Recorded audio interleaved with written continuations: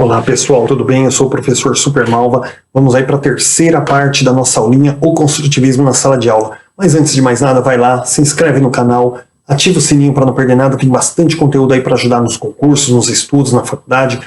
Pessoal, dá aquele like positivo, não custa nada, ajuda bastante aí o canal a crescer, o canal novo, canal aí bem simples, mas o importante essa troca de informações aí, eu aprendendo com vocês através dos comentários, passando um pouquinho para vocês do que eu sei através do vídeo, tá? E a gente vai se ajudando e construindo uma educação forte e integral. Pessoal, então, vai lá, se inscreve, dá um like positivo e vem contigo. Pessoal, dando continuidade aqui à nossa terceira parte e última, o construtivismo na sala de aula. A concepção construtivista, gente, ela compreende um espaço importante sobre a construção do conhecimento individual e a interação social. Por quê?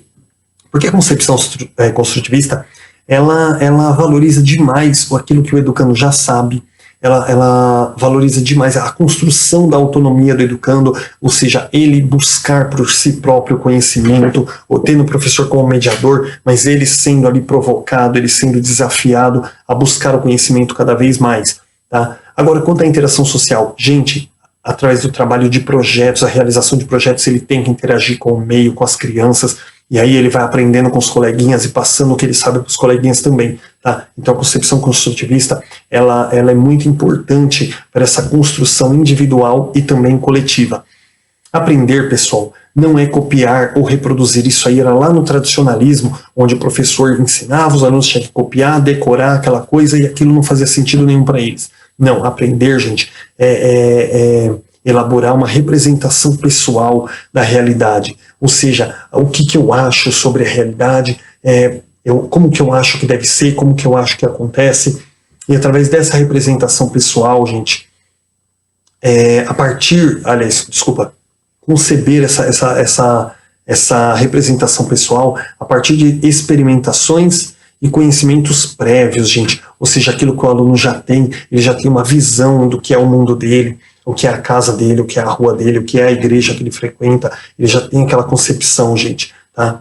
Isso é aprender, isso é o conhecimento. Aprender significativamente significa construir significados próprios a partir daquilo que eu sei, eu construir um significado a partir daquilo que eu acredito e a partir do relacionamento entre a experiência pessoal e a realidade. Tá? Então, sobre aquilo que eu tenho experiência, que eu tenho conhecimento e a realidade local. Tá? Então, são coisas assim que a gente precisa valorizar bastante. Tá? E isso é aprender. Nada de copiar conteúdo, aquela coisa. Mas o construtivismo auxilia muito nisso, nessa construção pessoal. Ao construir os significados pessoais sobre a realidade, constrói-se também o conceito que se tem de você mesmo. Como você se vê, tá? O autoconceito. E a estima que se professora, a autoestima, características relacionadas ao seu equilíbrio pessoal. Ou seja, quando você constrói esses significados pessoais, você constrói o seu autoconceito, a visão que você tem de você mesmo. E constrói também a sua autoestima, porque quando você acha que você percebe que você tem um conceito próprio, que você tem o seu modo de ver o mundo, aquilo faz com que você se sinta bem, com que você sinta que você está progredindo na sua vida, que você está dando um rumo, uma direção para ela, que você está caminhando na direção da cidadania. Tá? Esse, pessoal, deve ser o início do processo educativo. Conhecer o que se tem para que se possa, sobre essa base, construir o novo. Lembra daquilo que eu falei? Pegar o que a criança já tem, basear no conhecimento prévio dela, aquilo que você quer que ela alcance, e trabalhar a partir disso até chegar naquilo que você quer. Tá? Zona de desenvolvimento proximal. Os esquemas de conhecimento, gente, eles contêm ainda diferentes tipos de conhecimentos, tais como conhecimentos factuais, conhecimentos baseados em fatos, baseados na realidade, baseados naquilo que acontece, tá? Naquilo que aconteceu já. Nós temos também conteúdos procedimentais, que é o quê? A forma como é feito. Tá? Saber fazer, regras, técnicas, métodos, facilidades, que é destrezas, habilidades, estratégias.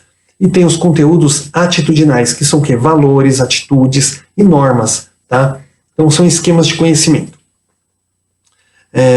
Na medida em que aprender significa a capacidade para adquirir de forma autônoma novos conhecimentos, avaliar os aspectos instrumentais é de suma importância à qualidade da educação. Então, assim, gente, o que é aprender a aprender? Porque as pessoas têm aquela visão, assim, antigamente, né, que aprender era você prestar atenção, você ouvir calado, decorar. Não, aprender a aprender é o quê? Se descobrir. Qual é a forma que você consegue captar melhor o aprendizado? Como que você consegue pegar melhor? Olha, eu, por exemplo, eu estava conversando com a minha esposa, né? Minha esposa falou assim que ela gosta muito de ler. Se ela assistir um vídeo, ela não consegue captar nada. Que ela tem que ler. Ela tem que pegar um texto, se ela vai estudar, ela tem que ler. Eu, por exemplo, já tenho muita dificuldade com a leitura. Então, quando eu leio, assim, parece hieróglifo para mim, principalmente essas coisas de pedagogia, as visões de cada autor. É tudo muito confuso. Então, o que eu faço? Eu assisto videoaula. Por isso que eu estou fazendo a videoaula. Porque quando eu assisto a videoaula, aquelas explicações do professor complementando o texto, aquilo me ajuda de uma forma muito grande. E a partir disso, o que eu fiz? Comecei a fazer meus resuminhos e através dos resuminhos eu estou fazendo vídeo. Não apenas para colaborar com vocês, mas também para exercitar a minha linha de raciocínio aqui. Então olha só como que é que eu consigo estudar melhor, como que eu consigo adquirir melhor conhecimento. Através de videoaulas, assistindo videoaulas e construindo minha própria videoaula, fazendo a minha explicação aqui, gaguejando mesmo, errando muitas vezes, mas desta forma eu percebendo ali onde é que a minha linha de raciocínio está me levando, se eu estou indo para o lado positivo, ou se eu estou falhando em alguma coisa, se eu preciso forçar um pouquinho mais ali. A minha esposa já fala, se eu pegar um vídeo, eu não consigo entender nada, mas se eu ler um texto, eu consigo. Então olha as formas de aprender, né? Então aprender a aprender é descobrir a melhor forma que você tem de adquirir o conhecimento. Isso é o aprender a aprender. Significa capacidade para adquirir de forma autônoma novos conhecimentos, tá? Sem a necessidade da intervenção. Quando ensinar e avaliar se unem configurando uma prática educativa global, na qual... pessoal, olha só, isso aqui que eu estava explicando, peço perdão que negócio quando é ao vivo assim, a gente erra mesmo. Então assim, pessoal, quando você consegue aprender a aprender, descobrir a melhor forma de você adquirir novos conhecimentos, tal, é de suma importância, gente. Por quê? Porque isso gera uma qualidade na educação. E a qualidade na educação, ela depende do quê? O que ela representa? É quando você ensina que a avaliação ela está unida à prática escolar do dia a dia. Você não vai lá, você dá um mês de aula e depois aplica uma prova mensal igual acontecia antigamente. Gente, que absurdo, isso era ridículo. Você não pode fazer isso. Você tem que trabalhar de que forma? Trabalhar, a avaliação ela tem que ser contínua. Você tem que trabalhar com uma avaliação a partir de cada aprendizado do aluno. Porque é aquela coisa, eu gosto muito de usar um exemplo. Você tem um aluno ali que participa das aulas, ele não falta, ele faz a lição de casa, ele presta atenção na aula, ele faz os exercícios, ele pergunta. Cara, é um aluno punk rock ali, né? O Albert Einstein da sala. Só que quando chega no dia da prova, por exemplo, um dia antes, aconteceu uma briga ali entre o pai e a mãe, os dois brigaram feio, o pai saiu de casa, e aquela criança naquele dia, ela não tá bem. Porque o papai dela saiu de casa, ela tá com o emocional abalado, e ela vai fazer a prova e ela não consegue se concentrar, e ela tira ali um 3 na prova. Ela acertou ali, de 10 questões, ela acertou 3. Porque era muito fácil. As outras ela não conseguiu se concentrar.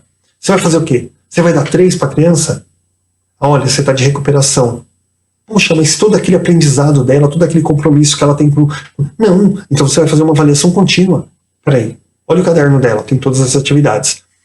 Vou fazer uma chamada oral. Eu fiz uma chamada oral, ela sabe responder, ela tem todos os exercícios, ela faz trabalho, ela participa da aula, ela não falta. No dia da prova, ela teve um problema pessoal que gerou todo um descontrole emocional nela. Agora eu vou classificar ela por uma nota de uma prova de um dia, quando ela teve um mês inteirinho participativo, um mês inteirinho ela teve lá 97, 98, 100% de aproveitamento. Eu vou pegar um dia de prova e vou classificar ela por um dia de prova. Gente, não preciso falar mais nada, né? Então, assim, avaliação de qualidade. Educação de qualidade, avaliação, ela tem que estar ligada durante todo o processo, gente. Por isso que hoje nós avaliamos, por exemplo, na educação infantil, no Fundamental 1, nós avaliamos através do quê? De relatórios. Porque todo o processo de aprendizagem da criança, você não pode avaliar a criança com uma prova. Você tem que avaliar ela durante todo o processo. Porque determinado dia ela não está legal, naquele dia ela não vai render mais. E o resto da semana, o resto do mês? Certo? Então a avaliação ela tem que estar ligada a todo o projeto. Essa é uma das grandes bases de uma educação de qualidade. Deixa eu dar uma olhada aqui para não perder nada. Isso, ó, quando As atividades avaliativas não estão separadas das demais atividades de construção de conhecimento pelos alunos, ou seja, tem que ser uma avaliação contínua. Ó, a avaliação deve estar ligada transversalmente com outras atividades e não separadas delas. O que é transversal, pessoal? Quando atravessa todas as atividades. Você tem trabalho, você tem exercício, você tem chamada oral, você tem pergunta, você tem roda de conversa, e a avaliação ela tem que perpassar todas essas atividades. Cada atividade que você fez uma roda de conversa, tem que fazer avaliação. Nossa, então eu vou ter um monte de avaliação. Não, a avaliação que você está vendo é olhando o seu aluno, conhecendo ele. Não é a avaliação de, deixa eu fazer um relatório da roda de conversa de hoje. Não é isso. Senão quem aguenta tanta burocracia, né? Não, a avaliação é uma coisa contínua. Você vai observando, você vai acompanhando e vai vendo o aluno que realmente ele está ali, aquele aproveitamento, e aquele aluno que realmente não está afim de nada, chega no dia da prova lá, ele vai lá, faz uma colinha lá que você não consegue ver, tira uma nota na prova. Não pode. A avaliação ela é contínua, ela não pode ser separada. Avaliar o aluno e juntamente a prática pedagógica do professor. Gente, o professor também tem que fazer a sua autoavaliação. Como é que foi a minha aula? Como é que foi o meu bimestre? Será que eu apliquei legal? Será que os alunos pegaram legal? Será que foi legal a forma como eu apliquei isso? E perguntar aos alunos também o que vocês acharam? Vocês acharam que o professor trabalhou direitinho? Vocês entenderam? Tal? Essa avaliação também é muito importante para que o professor também cresça com o seu trabalho. Tá? Isso Paulo Freire defendia muito, que era o quê? O professor aprende com o educando ao ensinar, e o educando ensina ao professor enquanto aprende. Tá? As práticas avaliativas privilegiadas devem ser aquelas que consideram a dinâmica dos processos de construção de conhecimento. Então é aquilo que eu falei. O que são as práticas avaliativas? A avaliação contínua. Tá? Aprendizagem visa o equilíbrio. O papel do professor é desequilibrar de acordo com o nível do aluno e mediar a aprendizagem para atingir o conhecimento, voltando assim ao equilíbrio. Ou seja, quando você vê que o aluno já alcançou um tema, que ele já dominou, você não vai dizer parabéns para ele, você vai dar um desafio maior, sempre instigar para que ele busque mais, aí até chegar um momento assim que, né, você vê ali que aquele aluno já está dando o tempo dele, que ele já não está mais conseguindo, aí você dá aquela equilibrada e fala, parabéns, você alcançou. No dia seguinte você vai continuar. Então, sempre o professor tem que estar desequilibrando essa equação do aluno senão o que acontece, gente? O aluno, ele se dá bem ali durante todo o processo da escola, toda a vida dele e tal. O dia que ele cai numa faculdade, que entra aquele professor, que chega, pega um livro, abre e fala assim, professor Snape, página 394. Aí, o aluno, professor, o senhor não vai explicar? Não, leia e resolva. Ele não explica, gente, aquela coisa assim bem robótica. Então, quando o aluno cai nisso, o que vai acontecer com esse aluno? Esse professor é horrível porque ele não explica, porque ele não ajuda. Gente, o aluno teve 9 anos da educação básica para construir a sua autonomia. E aquilo que eu falo, né? Você tem que deixar, às vezes, o aluno quebrar a cabeça ali sozinho. Se você ficar o tempo inteiro em cima dele, ele não vai construir autonomia. O dia que ele cai numa faculdade, o dia que ele cai numa empresa, ele vai querer que o encarregado fique do lado dele, enquanto ele faz uma peça, enquanto ele resolve um trabalho, qualquer que seja o âmbito, ele está num banco, o gerente vai ter que ficar do lado dele, senão o trabalho dele não sai. Não pode, gente. Tem que construir autonomia. Tá? Então você sempre tem que instigar mais, você não pode deixar o aluno naquela zona de conforto. Porque quando o aluno achar que ele é o bonzão, ele não vai buscar fazer melhor, porque ele acha que já é suficiente. Aí o que vai acontecer?